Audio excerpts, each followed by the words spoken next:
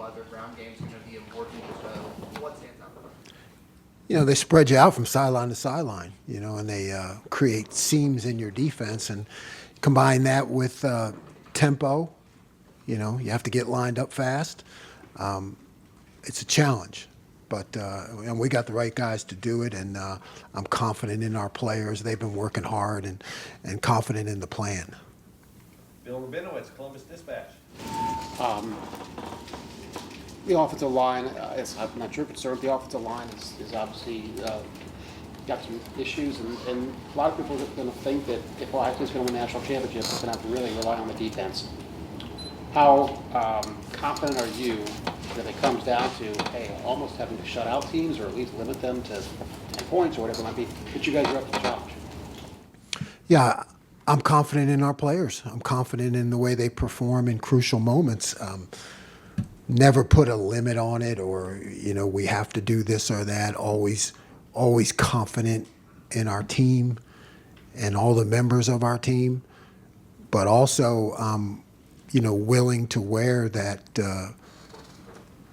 that defense can win. That we can win the game on defense. That's everything that I've been working on since I've gotten here, and I know there have been times that we have done that. So.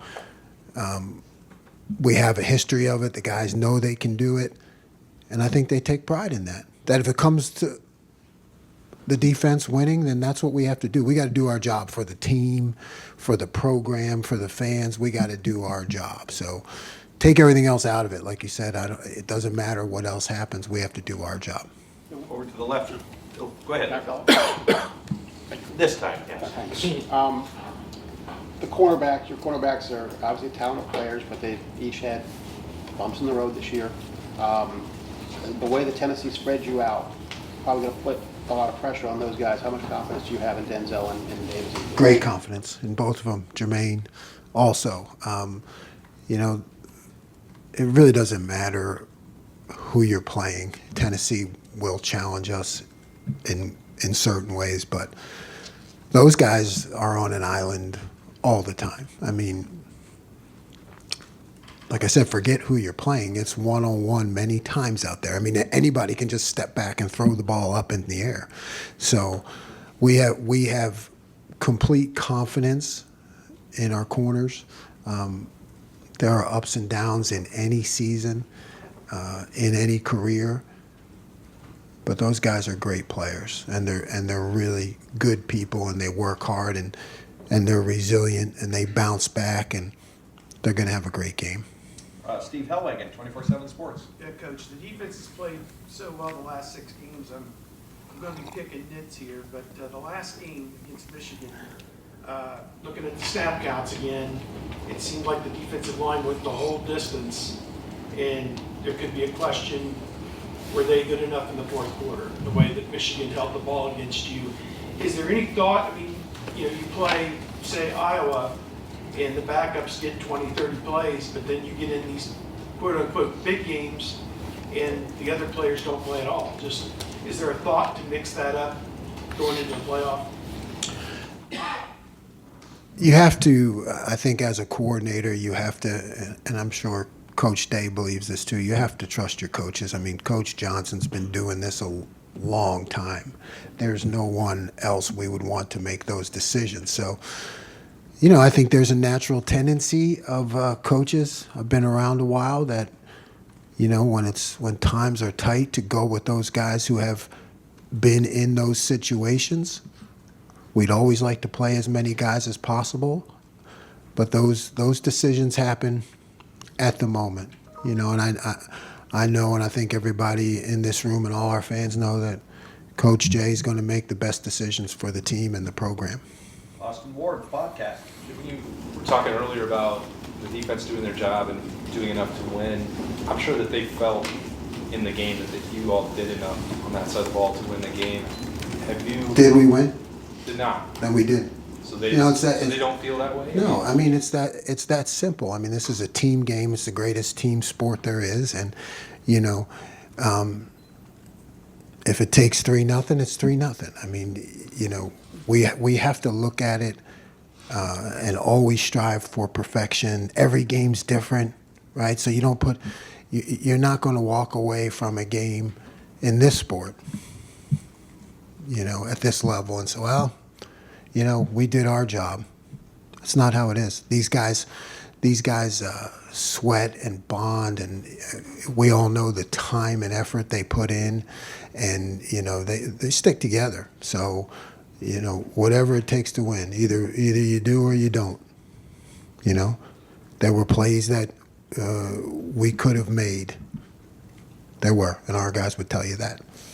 Fourth row right, Stefan Kreisnick, Cleveland.com. A few weeks ago, Lathan Ransom was a finalist for one of the Comeback Player of the Year awards. I know it hasn't just been about coming back from last season's injury for him either. I guess what have you thought of the way he's kind of handled some of the adversity in his career, the opportunity he has here in the playoffs to kind of go out on a strong note? Yeah, awesome young man, great leader. Just one of those guys that it's why you get into coaching. To be a part of that kind of career. Lathan has had adversity, injury-wise, on the field, and he is finishing strong. He really is. And our players have the utmost respect for him, and I expect that he's going to have a great final to his career also. Kellyanne Stitz, WSYX. NC quarterback Nico Yamaleava is his first year as a starter. He's young but talented. What stands out about him? He's got a really strong arm. So the type of offense that they play, he has to be able to make throws from hash to sideline. And he's got a cannon. And then I think he's faster than everybody thinks. He's fast. And he makes a lot of plays with his feet also. Tom Taveri, WBNS. Coach, as you said earlier, they have a dynamic offense like it spreads the field. This is a home game for you guys. The CFP is going to play a little bit of a role, but the fans are still Buckeye fans. How much of an advantage does it give the defense when the fans are loud and you have a message for the fans? Yeah, it's a home game. Treat it like any other home game. It's historic, but it's still our field, our stadium. And our job as a defense is to defend that. And we will. But we'll take all the help that we can get. So, everybody bring their loudest voices and hand warmers or whatever it takes to yell loud. Deep middle, Tony Girdman, Buckeye Huddle. Jim, defending the up-tempo and the no-huddle that Tennessee does, a lot of people think that the up-tempo is just throwing the ball around. Tennessee's kind of the opposite. Is there a difference in defending the up-tempo against a run-heavy RPO offense as opposed to a pass-heavy offense? There's a difference, but, they do it as well as anybody has because when you're doing it right, every play is has a run, has a pass.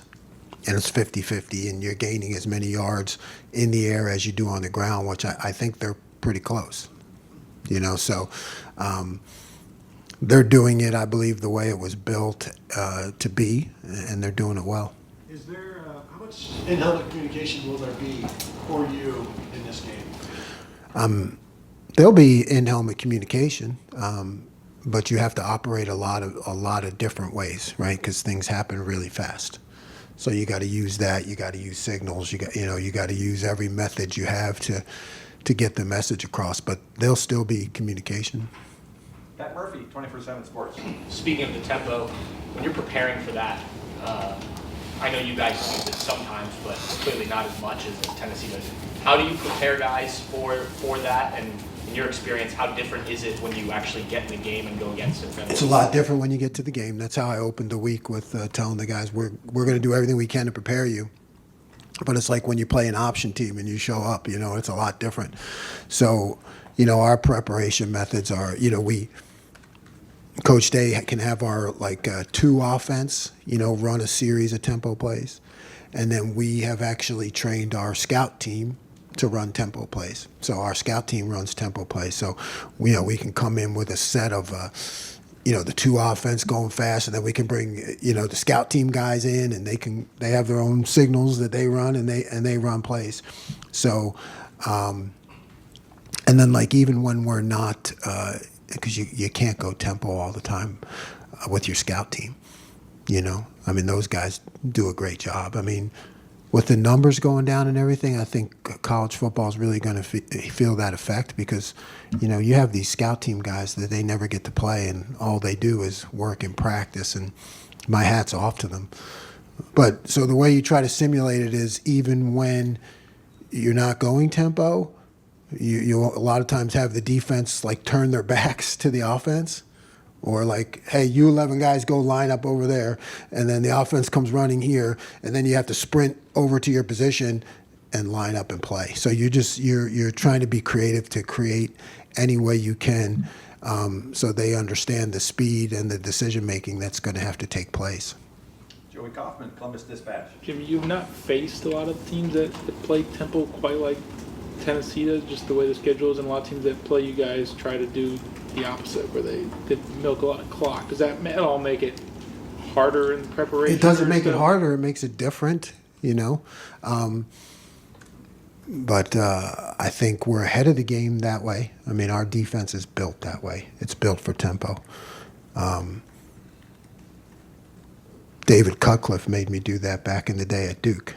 So hats off, Coach Cut. It helps, yeah. You know, because this is what everybody was doing, right? 10 years ago, 12 years ago, I mean, 14, I lose track of time. Why do you say it's built for tempo? That's how we set it up.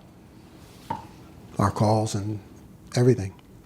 It's been that way in this system since back then at Duke with Coach Cutcliffe. So it's built for tempo. And that's like when I first started it back then with Coach Cut, he said he wanted to be this is when it was all the rage, he said he wanted to be the fastest play calling defense in the country. That's what we are. We've remained that way. We're the fastest play calling defense in the country. That's been the way you like signal in the play. It's the way we do it. Steven Means, Cleveland.com. That was an interesting footnote. After the Oregon game, I think that's the only team to that point that's really played at this level of tempo that you guys have faced this year. When you first got here, there was maybe an adjustment period to calling defenses in the Big Ten, and it seems to be more like what your background. What were those conversations like with Ryan Day? Just take us through those 2 weeks of essentially kind of revamping the defense a little bit in a way that's not only gotten back to what you were before you got here, but maybe also helped set you up for what could be coming on Saturday. Yeah. What are we doing wrong? How do we get better? How do we put the players in better position? What are some of the things that we've done in the past that we can utilize? What are the tweaks we can make to it? What do our guys do well? What do they struggle with? All those things, you know. And it was a great process to be a part of. You know, it's not an overhaul, but you know, a reevaluation at that point. That game was not what we wanted it to be, so you know, we had to take a look at ourselves. And like I said, it's about winning.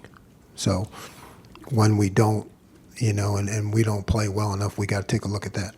There were things that you guys tried over the past month before Indiana and Michigan that maybe could work in a game like this, like the Jack. Is that something, I mean, that you've had time to maybe prepare for stuff? Could we see the Jack in this game, or are there other things that maybe you tested throughout the last month that maybe you were thinking with this type of game in mind that you could use? No comment. Rob Aller, Columbus Dispatch. Yeah, Jim, following up on Austin's earlier question, when the defense plays well enough to win, when you don't win, there's got to be frustration that builds up. Who says we played well enough to win if we don't win? That's my point. That's my point. You play very well, the offense maybe doesn't play as well. There's got to be frustration. I would think beyond the X's and O's of coaching, working through that frustration with your unit, that side of the ball, how do you keep that from sort of splintering? I know you've talked about the team. Well, you got to have a good team. You got to have good leaders, number one, right? We're only going to talk about, hey, what did we do well? What can we do better? Here are the plays we made. Here are the plays we didn't make. You know, how do we get better and improve? And we're also going to talk about, hey, you remember, you know, we had a game that wasn't so good this year. You remember how that felt? When everybody was pointing a finger at you? And they can nod their head and say, yeah. I said, well, go pick up one of your offensive buddies then. That's what you do. You know, you've been there. So go lift up somebody else. Bill Landis, Kings of the North. Jim, I think earlier this year, Josh Heupel kind of pushed back on the notion that they're an air raid offense because of how well they run the ball and how often they run the ball. What is your view on that? And I'm wondering, like, if you have any unique perspective, given your time in the Big 12 and how familiar this might be. Yeah, I mean, there are certain labels, but I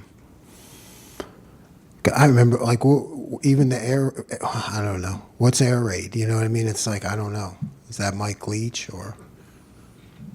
Because there's Art Briles. I mean, they used to. Remember, didn't they have like that big tight end guy who was like 350 pounds, Art Briles, and they would run they would hit you hard with the run. So, you know, I think you throw out all the labels, you just look at what's on the tape, and you see that they run the ball as well as they throw it.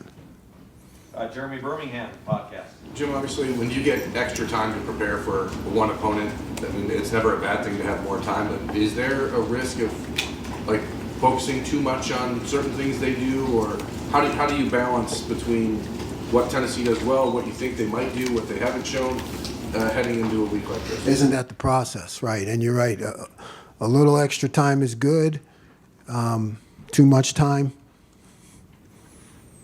I ran into JT in the halls last night. He said, when are you getting out of here? I said, yeah, I need to get out of here because I'm just going to screw it up at this point. You know what I mean? So, sometimes you sit around long enough and things start to look good and you realize, that's not good. You know, I had that idea 10 days ago. It didn't work. So you're right. I mean, at some point you just have to say, so you kind of go through the first week and then you tweak that. You know, you tweak that first week, and then after that, you know, this is what we got. Folks, apologize. I got players waiting. One more. Tim May, Letterman Road. Then we're going to get some players in here. Yeah, just two quickies. Number one, when you're prepping for a team like this, you haven't played them. Do you spend a lot of more time? Maybe you don't even do this on the way Arkansas played these guys, especially in the second half. The way Georgia shut them down in the second half. You understand what I'm saying? Oh yeah, you do that all the time. Yeah. And you're right, with a little extra time, it's always good. You know, you always want to go back to those games where teams played well against your opponent. You know, so you kind of, you watch everything, you put the game plan in, then you go back to those games. Then you go back to those games, and you keep looking at them to see, you know, how the opponent reacts in those situations and what worked. You know, yes, and what didn't work. You know. And a lot of times, as we all know, teams do well, and you see plays that could have gone the other way, you know, so you got to look at everything. And one other quickie, you have feelings. Who said? No, I'm just. I did used to have a coffee cup that said coaches are people too, yeah, that's right. But I mean, just a quickie, because we didn't get to talk to you after the game, but Jack Sawyer made one of the great plays in the game history, you know, but really kind of got robbed the way the game turned out. You understand what I'm saying? But in your mind, how great a play was that from the way you watched it? It looked like he kind of picked up out of the corner of his eye the guy coming across and then makes the interception. I mean, just amazing. Yeah. Amazing. I mean, like, we all love this game, but it's like a God moment, really, to be honest with you, because we screwed it up. I get chills, but we screwed it up. And he was heads up enough to make a play like that. You know. That's what you gotta have, right? I mean. Yeah, I mean, that's how you want your guys to. You want to win, right? But you want to make sure your guys too that they're just able to have those experiences, and that was an amazing. I'm glad you pointed it out, because I don't know how many people really understand how amazing that play was. It was fantastic. What'd you screw up? We cut a guy loose. We cut a guy loose. That's my fault. right? It's not. I always say about defensive football. It's like, well, I told him to do. He's a really good kid. He didn't do it, so that means it's my fault. But Jack made up for it. So thank you, Jack. Thank you very much, Coach. Nice coach. All right, we're gonna bring linebacker Sonny Styles in here for a few minutes.